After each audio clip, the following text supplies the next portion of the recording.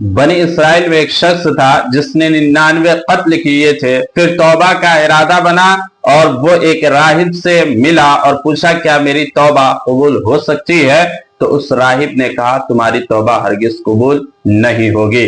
उस शख्स ने मयान से तलवार खींची और उस राहिब को भी कत्ल कर डाला। अब पूरे 100 हो गए।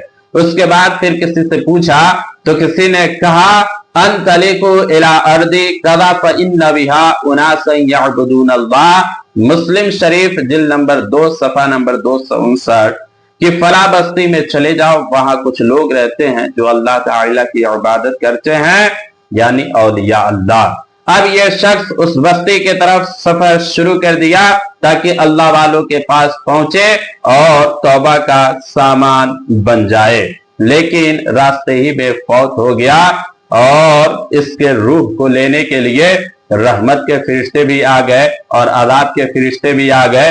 रहमत के फरिश्ते कहते कि इसे हम ले जाएंगे और अजाब के फरिश्ते कहने लगे कि इसे हम ले जाएंगे कि ये 100 इंसानों का कातिल है। रहमत के फरिश्ते बोले कि ये कातिल तो जरूर है, लेकिन ये तौबा की नीयत से अल्लाह वालों के तरफ बढ़ रहा था, इसलिए इसके रूह को हम लेकर जाएंगे।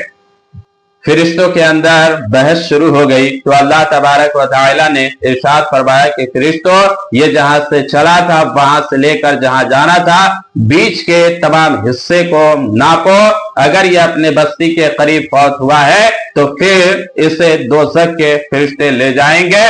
तो फरिश्तों ने नापना शुरू किया और इधर अल्लाह ताला ने जमीन को सिमटने का हुक्म दे दिया और पूछा ए फरिश्तों क्या बना?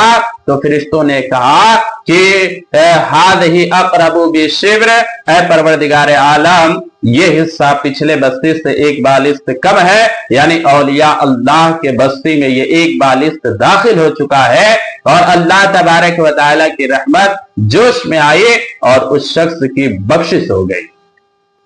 अगर 100 इंसानों का कातिल औलिया अल्लाह के तरफ तौबा के नियत से जाए तो उसकी बख्शिश हो जाए, तो फिर जनाब रसूल मोहम्मद मुस्तफा सल्लल्लाहु अलैहि वसल्लम के जो गुलाम औलिया की बारगाह में पहुंचते हैं, औलिया के हाथों में हाथ देकर सोबत व रफाकत को हासिल करते हैं, तो उनकी बख्शिश क्यों ना होगी।